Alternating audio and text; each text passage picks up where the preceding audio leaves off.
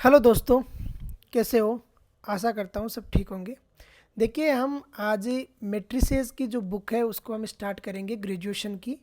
जो यूपी में जितने भी यूनिवर्सिटीज़ है उनमें बीएससी फर्स्ट ईयर का जो सेमेस्टर है फर्स्ट, उसमें ये बुक है वो आपके यहाँ सिलेबस में ऐड की गई है। पहले जो बुक होती थी उसमें मैट्रिसेस अलजेब्रा के अलावा भी बुक आती थी, लेकिन बीएससी फर्स्ट जो सेमेस्टर है उसमें मैट्रिसेस एंड डिफरेंशियल इक्वेशन की जो बुक है वो आपकी ऐड है। तो यहाँ पर देखिए, जो मैट्रिसेस का जो चैप्टर है वो ट्वेल्थ क्लास से थोड़ा सा अप स्टैंडर्ड का आएगा। यहाँ पे जो ट्वेल्थ क्लास में स्टैंडर्ड रहता था उसमें से कुछ आपके जो टॉपिक्स हैं वो कवर रहेंगे, बाकी कुछ नए टॉपिक ऐड होंगे जिनमें रैंक फाइंड आउट करना, नल्टी फाइंड आउट करना, जो हमारे बीएससी में उसमें ट्वेल्थ क्लास में नहीं रहते थे। सबसे पहले इसमें आता है, देखिए, जो जैसे जैसे हम टॉपिक करेंगे उसके नोट्स आप प्रिपेयर कीजिए ताकि आपको कहीं पर दूसरी जगह से जाके नोट्स परचेज ना करना पड़े, अपने नोट्स खुद बनाइए। मैट्रिक्स की डेफिनेशन होती है एक कलेक्शन ऑफ नंबर्स। वो नंबर है वो रियल नंबर भी हो सकते हैं और जो नंबर है वो कॉम्प्लेक्स नंबर भी हो सकते हैं। रियल और complex arranged in a rectangular array. मतलब अगर कोई रेक्टेंगुलर एरे, मतलब क्या है कि अगर रेक्टेंगुलर कोई ब्रैकेट है जिसको आप बड़ा कोष्टक जो बोलते थे, या आप उसको जैसे कर्ली ब्रैकेट होता था उस तरीके से जो ब्रैकेट होता था ना जिसमें नंबर इंक्लूड होता था, जैसे ए बी लिखा हुआ है तो यहाँ पर ए बी इंक्लूड करते थे ना, तो उसी तरीके से जो एक इस ब्रैकेट के अंदर में रखा जाएगा। Arrange in a rectangular array consisting of an order set of rows and columns number which obey the algebraic law of addition. ये क्या करता है? अल्जेब्रिक लॉ ऑफ एडिशन, मतलब एडिशन का अल्जेब्रिक लॉ भी फॉलो करेगा, और ये सब्ट्रैक्शन का अल्जेब्रिक लॉ भी फॉलो करेगा, ये मल्टीप्लिकेशन का अल्जेब्रिक लॉ भी फॉलो करेगा, और ये जो डिवीजन का अल्जेब्रिक लॉ है वो भी क्या करेगा? फॉलो करेगा। जो मैट्रिक्स है वो सारे के सारे लॉ क्या करती है? फॉलो करती है। अब the array is usually enclosed in brackets. जो अरे है वो क्या है कि ब्रैकेट में बंद रहता है। अब देखिए, इसको रिप्रेजेंट करने का ये तरीका भी है, और इसको रिप्रेजेंट करने का एक तरीका और भी होता है जो आपकी इस बुक में नहीं दिया हुआ, मैं आपको बताता हूँ। देखो, इस तरीके से भी इसको आप रिप्रेजेंट कर सकते हो। कई बुकों में आपको इस हायर जो स्टडी करोगे तो उनमें बुकों में इस तरीके से भी इसको रिप्रेजेंट किया हुआ मिलेगा। जैसे इस तरीके से रिप्रेजेंट करके बीच में नंबर लिखा मिलेगा 1 2 3 4 5 6, तो ये भी क्या है कि मैट्रिक्स है। Typical matrix is represent by, आपको जो ये रिप्रेजेंट करने का तरीका बताया है इस तरीके से आप इसको रिप्रेजेंट कीजिए अपने नोट्स में। देखिए, A11 का मतलब होता है कि जो आपकी रैंक रो भी कौन सी है? 1 है। ये रो भी कौन सी है? 1 है। और जो कॉलम है वो भी कौन सा है? 1 है। देखिए, इसको इतना ज़्यादा डीप में मैं इसलिए नहीं ले रहा हूँ क्योंकि यहाँ इस स्टैंडर्ड तक आप ट्वेल्थ क्लास में पढ़ चुके हो, तो यहाँ पर आपको पता होना चाहिए रोज़ क्या है और कॉलम क्या है। जो पहले क्या लिखा जाता है आपका? रो लिखा जाता है, और दूसरा क्या लिखा जाता है आपका? कॉलम लिखा जाता है। जैसे A11 है, A12 है, तो 1 क्या है आपकी? रो है, 2 क्या है? कॉलम है। 1 3 में रो क्या है? 1 है, और 3 क्या है? कॉलम है। तो ये क्या हो गया आपका? M इंटू एन ऑर्डर की क्या है? मैट्रिक्स है। M इंटू एन, पहले क्या लिखा जाएगा? रो लिखा जाएगा, और बाद में क्या लिखा जाएगा? कॉलम लिखा जाएगा। In the above array is called M into n matrix, read as M by n matrix, और a matrix of order M into n. मैंने आपको बता दिया ये किस ऑर्डर की मैट्रिक्स है? M इंटू एन ऑर्डर की मैट्रिक्स है। Clearly a M into n matrix has M rows and N column. ये M रो है इसमें और N कॉलम है। देखिए, M और N को आगे पीछे करने से बहुत कुछ चेंज हो जाएगा, रो और कॉलम आपस में चेंज हो जाएगा, तो आपको आगे पीछे नहीं लेके जाना है। आगे देखिए, the numbers belonging to the matrix are called its element. जो भी नंबर इस मैट्रिक्स से बिलोंग करेंगे, जैसे A11 है, A12 है, A13, जो भी नंबर आपको यहाँ पर लिखे हुए हैं सबको क्या बोला जाएगा? एलिमेंट बोला जाएगा। ये नंबर कहलाते हैं इसके एलिमेंट। आगे देखिए, आगे है आपका we denote the general element of this matrix by the symbol AIJ। AIJ का मतलब है कि आई आपको रिप्रेजेंट करेगा किसको?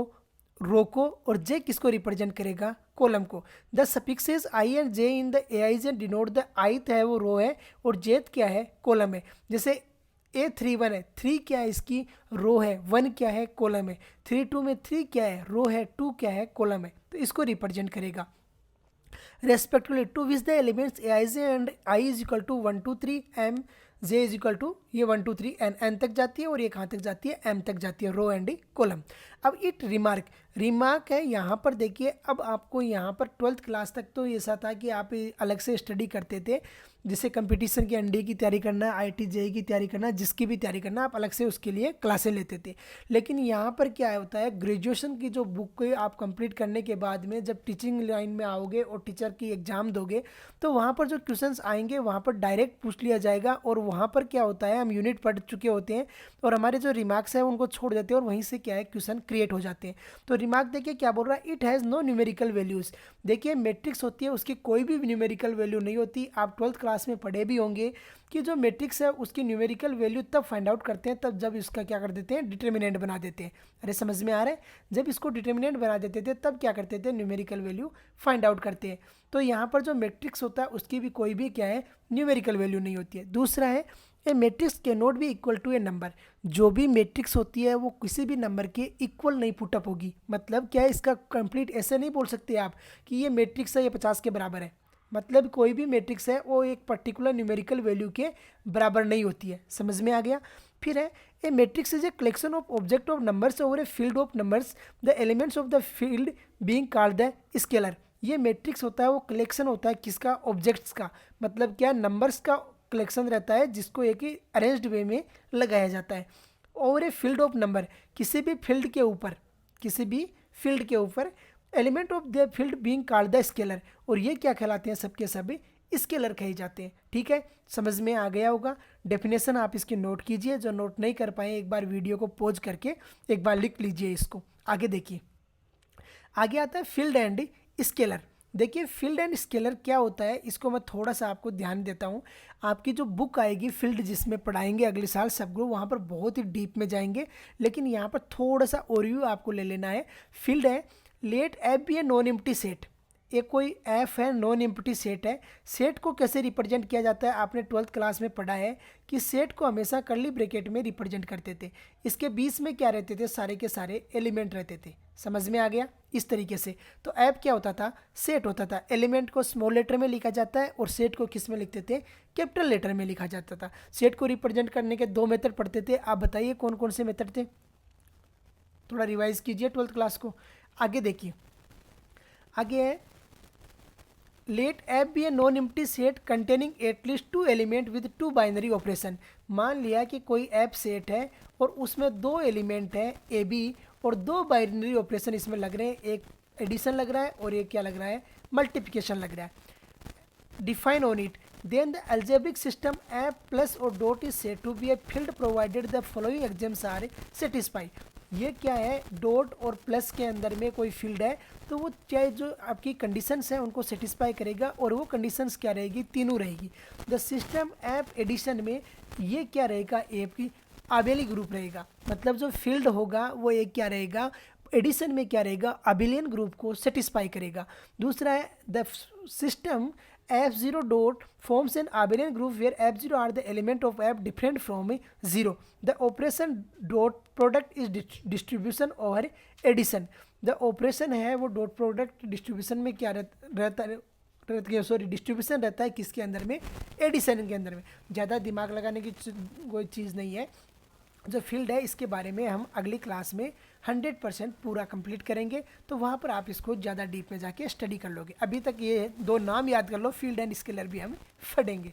ठीक है, आगे देखिए, defining a matrix it was stated that the elements belong to algebraic system, the algebraic system to which the element of matrix belong to the arbitrary field. एक बार इसको थोड़ा सा बस इतना ओवरव्यू ले लो, आगे की जब क्लास आएगी हम उसमें अच्छे से करेंगे क्योंकि वहाँ पर हमें ऑलरेडी इसको डीप में जाना है, तो यहाँ पर ज़्यादा टाइम वेस्ट करने की ज़रूरत नहीं है। फिर देखिए नोटेशंस, तो मैट्रिक्स को नोटेशन कैसे करते हैं, कैसे डिनोट करते हैं।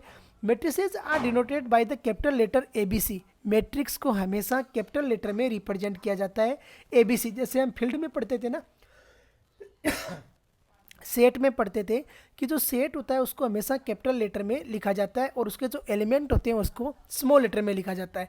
And then elements are denoted by the small letter AIJ, BIJ, CIJ। ये AIJ का मतलब है आयत है वो क्या है, इसकी रो है, जेथ क्या है, कॉलम है। BIJ का मतलब है कि आयत क्या है, रो है, जेथ क्या है, कॉलम है। CIJ का मतलब क्या है, आयत क्या है, रो है, जेथ क्या है, कॉलम है। The following notations are used for enclosing the elements constituting a matrix wise। अब मैट्रिक्स को रिप्रेजेंट करने के 3 तरीके होते हैं। मैंने आपको बताया था, पहला है बड़ा ब्रैकेट जिसको बोलते हो आप क्लोज्ड ब्रैकेट, सॉरी इंग्लिश में आप इसको क्या बोलोगे, क्लोज्ड ब्रैकेट बोलोगे। और जो एक ओपन इंटरवल होता है उसमें भी रिप्रेजेंट किया जाता है, और एक क्या होता है डबल, इस तरीके से लाइन करके भी। आगे इसको स्पेसेस पढ़ोगे, स्पेसेस जब आप आएगी एमएससी जो पीजी करेंगे तो वहाँ पर स्पेसेस, मैट्रिक स्पेसेस वगैरह पढ़ेंगे, उसके अंदर में ये ब्रैकेट आएगा। But in the present book we shall adopt the, इस जो आपका क्लोज्ड ब्रैकेट है इसी में एरे फॉर्मेशन में ही आप इसको क्या करोगे, स्टडी करोगे। तो आपको इसी पे ज़्यादा ध्यान देना है। आपको ये ब्रैकेट कहीं देखने को मिलते हैं तो बस समझ आना है कि ये क्या है, मैट्रिक्स की बात कर रहा है, अदरवाइज आपको कोई दिक्कत नहीं है। फिर देखिए इसको रिप्रेजेंट करने का मैंने आपको बता दिया। 1 1 का मतलब है कि आपकी जो फर्स्ट रो है और फर्स्ट कॉलम है। अगर आपको 3 3 का मतलब है third row third column, 3 n का मतलब थर्ड रो और nth क्या है, कॉलम है। Where i is equal to 1 2 3 m and z is equal to n। ये m इंटू n ऑर्डर की मैट्रिक्स है, m इंटू n ऑर्डर की मैट्रिक्स है, जहाँ m क्या लिखा जाएगा आपका, रो लिखा जाएगा, और n क्या लिखा जाएगा आपका, कॉलम लिखा जाएगा। अब देखिए एग्जाम्पल भी दे रहा है, 5 7 6 9 है, is a 2 into 2 matrix in which a11 कितना है आपका 5 है, a12 क्या है आपका 6 है, a21 क्या है आपका 7 है, a22 क्या है आपका 9 है। 2 का मतलब क्या है, सेकेंड रो, और 1 का मतलब क्या है आपकी फर्स्ट रो। ये आगे वाले 2 का मतलब है सेकेंड कॉलम, और फर्स्ट का 1 का मतलब है आपका first column. Same A B C D E लिखा हुआ है, तो इसमें एक ही रो है तो इसका 1 रो लिख दिया, और इसमें आपको पता है कि 5 क्या आ रहे हैं, कॉलम आ रहे हैं, तो 5 आपको लिख दिया कॉलम। नेक्स्ट देखिए इसमें 3 रो है और 3 कॉलम है, तो 3 इंटू 3 ऑर्डर की क्या हो गई, ये मैट्रिक्स हो गई। देखिए जो नीचे की क्लासों में एग्ज़ाम होती है तो उनमें क्या होता है, रो एंड कॉलम भी पूछ लिया जाता है कि इसमें, और मैट्रिक्स में ऑर्डर भी पूछ लिया जाता है, लेकिन जो हायर क्लासेस होती है उनमें ऐसा कुछ नहीं पूछा जाता। बस आपको थोड़ा सा बेसिकली ध्यान देना है। समझ में आ गया? आगे चले, चलो फिर देखिए matrix over a field of number. अब देखिए कोई भी फील्ड ऑफ नंबर है उसके ऊपर मैट्रिक्स कैसे रिप्रेजेंट की जाती है, कैसे बनाई जाती है, तो उसके बारे में हम स्टडी करते हैं। मैंने आपको बता दिया कि फील्ड वैसे हम आगे पढ़ेंगे, लेकिन फिर भी थोड़ा बहुत देखना है तो देख लीजिए। A matrix A is equal to A I J. Matrix क्या है आपकी, ए आई जे। ए आई जे का मतलब है एक आई इंटू जे कॉलम की मैट्रिक्स है। समझ में आ गया, आई इंटू जे ऑर्डर की क्या है, मैट्रिक्स है। आई इंटू जे ऑर्डर की मैट्रिक्स है।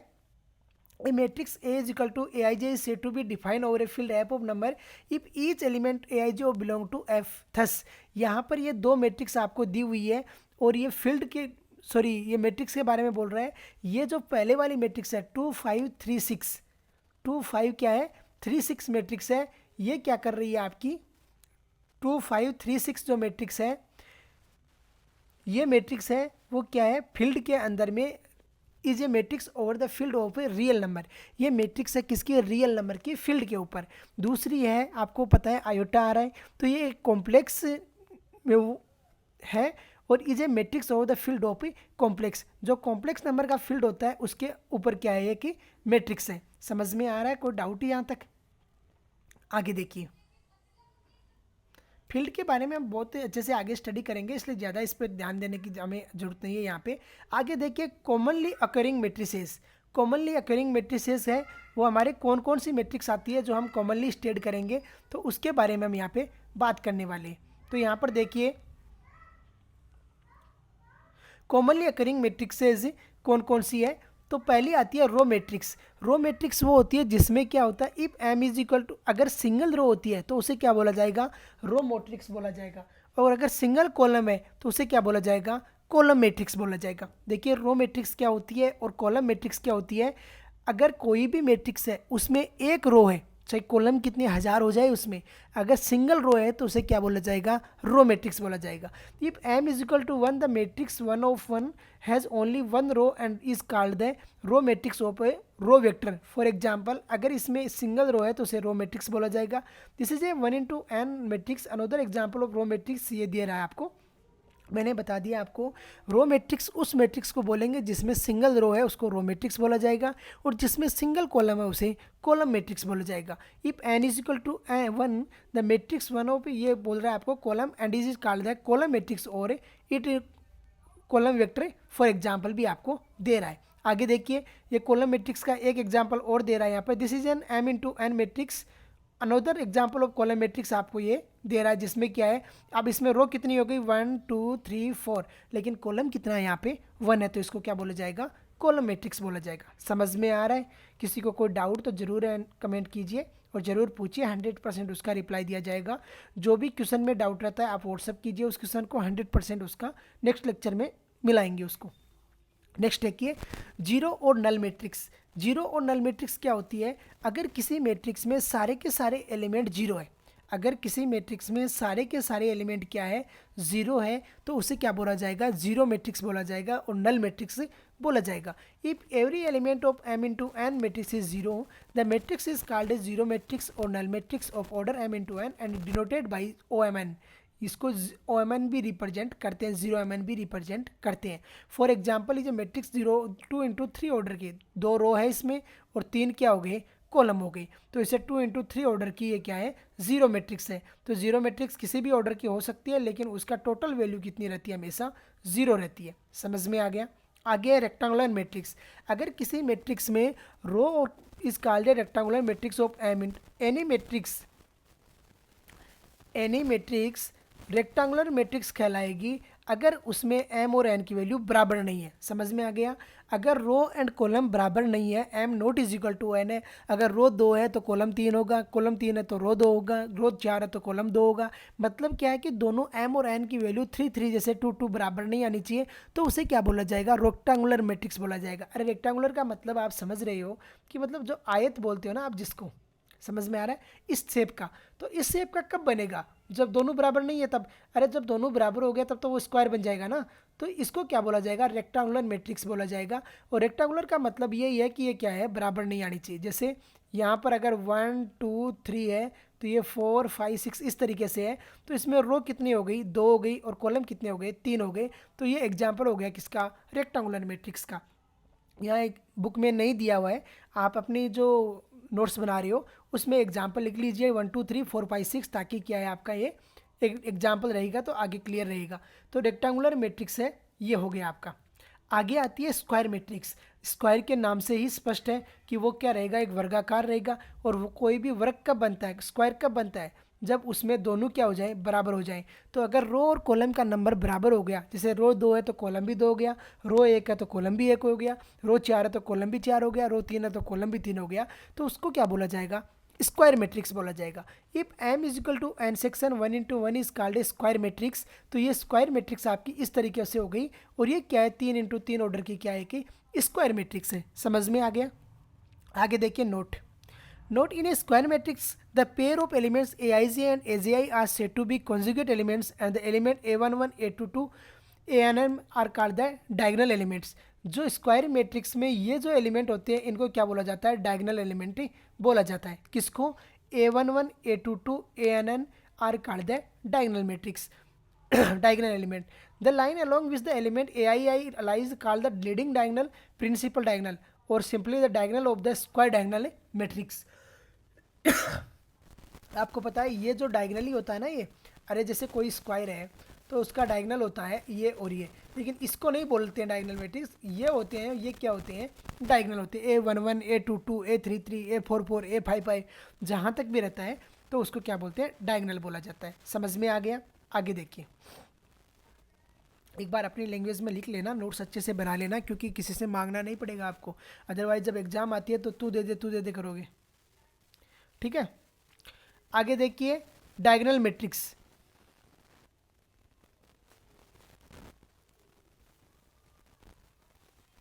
आगे आती है डायगोनल मैट्रिक्स। डायगोनल में क्या होता है, other than diagonal all the element are zero. Diagonal matrix में अदर देन डायगोनल होते हैं वो सारे के सारे एलिमेंट क्या रहते हैं, जीरो रहते हैं, तो उसे क्या बोला जाता है, डायगोनल मैट्रिक्स बोला जाता है। यहाँ पर देख रहे हो आप सारे एलिमेंट क्या है, जीरो, तो ये डायगोनल मैट्रिक्स हो गया। If all the elements of a square matrix, पहली बात तो है कि डायगोनल मैट्रिक्स होने से पहले कोई भी मैट्रिक्स क्या होनी चाहिए, स्क्वायर मैट्रिक्स होनी चाहिए। Are zero except those in the leading diagonal the matrix is called the diagonal matrix. मतलब क्या है कि डायगोनल मैट्रिक्स का स्क्वायर मैट्रिक्स होना ज़रूरी है, लेकिन स्क्वायर मैट्रिक्स का डायगोनल मैट्रिक्स होना ज़रूरी नहीं है। समझ में आ गया? आगे बोल रहा है A is equal to Aij is such that Aij is equal to 0 where plus j the A is diagonal matrix. A diagonal matrix of order n with diagonal element d1 d2 and is denoted by diagonal. इस तरीके से diagonal matrix को इस तरीके से भी represent किया जा सकता है। समझ में आ गया? अगर इस तरीके से रिप्रेजेंट किया गया है तो ये क्या है कि डायगोनल मैट्रिक्स है, क्योंकि डायगोनल मैट्रिक्स में other than diagonal all element आ रहे 0। आगे देखिए स्केलर मैट्रिक्स। स्केलर मैट्रिक्स में क्या होता है? A diagonal matrix who diagonal elements are equal is called a scalar matrix. For example देखिए, अगर कोई डायगोनल मैट्रिक्स है और उसमें क्या है, सारे के सारे जो डायगोनल के एलिमेंट है इक्वल है, जैसे 5 5 5 है, 4 4 4 है, 2 2 2 है, तो उसे क्या बोलते हैं? स्केलर मैट्रिक्स बोलते हैं। तो स्केलर मैट्रिक्स होने से पहले क्या होना जरूरी है? वो डायगोनल मैट्रिक्स होना जरूरी है, तभी हम बोलेंगे कि स्केलर मैट्रिक्स है। पहले क्या बोलेंगे? डायगोनल मैट्रिक्स बोलेंगे। A diagonal matrix whose the diagonal elements are all are equal is called the scalar matrix. For example आपको दिया हुआ है। फिर आता है यूनिटी और आइडेंटिटी मैट्रिक्स। तो ये क्या बन जाता है? अगर किसी भी स्केलर मैट्रिक्स के डायगोनल के एलिमेंट 1 1 हो जाए, 1 1 1 1 इस तरीके से हो जाएगा, तो उसको क्या बोला जाएगा? यूनिट और आइडेंटिटी मैट्रिक्स बोला जाएगा। देखिए, a scalar matrix of order n in which each diagonal element is 1 is called the unit matrix और identity matrix of order n and is denoted by in। For example, अगर I1 लिखा है मतलब क्या है? उसमें 1 1 है। I2 लिखा है मतलब 2 इंटू 2 ऑर्डर की है। I3 लिखा है मतलब 3 इंटू 3 ऑर्डर की है। I10 लिखा है मतलब क्या है? 10 इंटू 10 ऑर्डर की है। समझ में आ गया? यूनिट और आइडेंटिटी मैट्रिक्स में क्या होता है? डायगोनल के एलिमेंट क्या रहते हैं? 1 1 रहते हैं, और वो क्या रहती है कि स्केलर मैट्रिक्स रहती है। समझ में आ गया? आगे आता है ट्रायंगुलर मैट्रिक्स। तो इफ एवरी एलिमेंट अबोव और below the leading diagonal of square matrix is 0 the matrix is called A triangular matrix.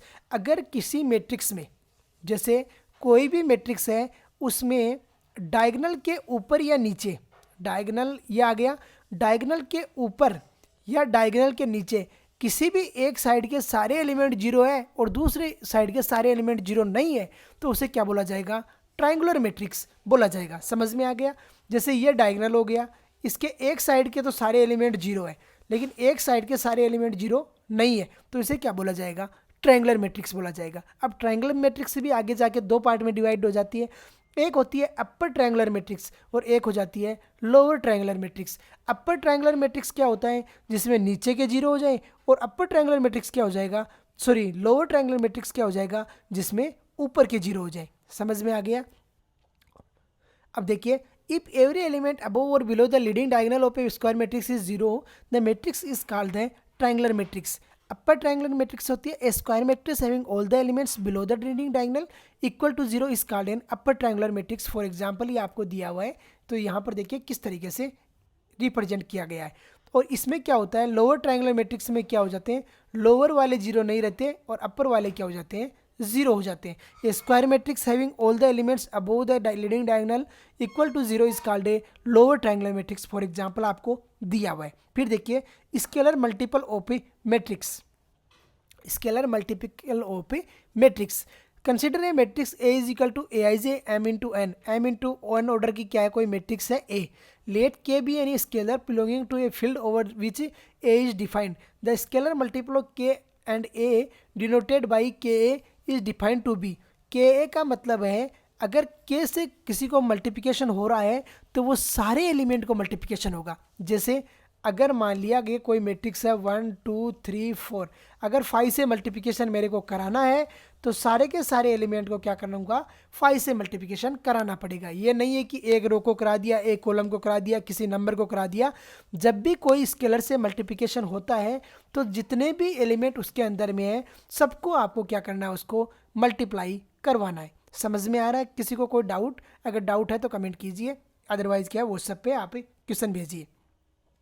आगे देखिए, defined to be K is equal to आपका ये आ गया। If each element of A is multiply by K, if K is equal to -1 then -1 into A, इस तरीके से multiplication करा देगा। A is called additive inverse. आगे देखिए एडिशन ऑफ मैट्रिसेस, दो मैट्रिक्सेस को एडिशन कब किया जाता है। देखिए पहली बात तो दो मैट्रिक्स का तभी एडिशन हो सकता है जब दोनों का ऑर्डर क्या है, इक्वल है। पहली बात तो ये ध्यान देना है। एक मैट्रिक्स इस तरीके से है 1 2 3, दूसरी मैट्रिक्स इस तरीके से है 4 5 6 7, इस तरीके से है, तो दोनों का एडिशन नहीं हो सकता कभी भी। क्यों? क्योंकि एडिशन के लिए ज़रूरी है कि दोनों का ऑर्डर क्या होना चाहिए, इक्वल होना चाहिए। सबसे पहले लाइन तो ये लिख लीजिए इंपॉर्टेंट में करके कि एडिशन के लिए क्या है, ऑर्डर बराबर होना चाहिए। ठीक है, यहाँ क्या बोल रहा है देखिए, any two matrices can be added और subtracted if they are of the same order. If any two matrices are of the same order then they say compare for addition. अगर दोनों मैट्रिसेस हैं वो क्या है, सेम ऑर्डर की है, तो रेस्पेक्टिव जो एलिमेंट होते हैं, जैसे इनमें 1 1 की पोजीशन पे एलिमेंट है, वो दूसरे की 1 1 की पोजीशन वाले एलिमेंट में ऐड हो जाएगा, 1 2 वाला 1 2 वाले में ऐड हो जाएगा। जैसे यहाँ एग्जांपल दिया हुआ है देखिए 2 3 4 5, 2 3 4 5 और दूसरी है 5 2 -9 3, दोनों का क्या करना है आपको, एडिशन। तो आपका 1 1 पे 2 है, इधर भी 1 1 पे 5 है, दोनों को जोड़ दिया 7 आ गया। 4 और इधर -9 है, दोनों को जोड़ दिया -5 आ गया। 3 और 2 को जोड़ दिया कितना आ गया, 5 आ गया। और 5 और 3 को जोड़ दिया कितना आ गया, 8 आ गया। समझ में आ गया? कोई डाउट इसमें?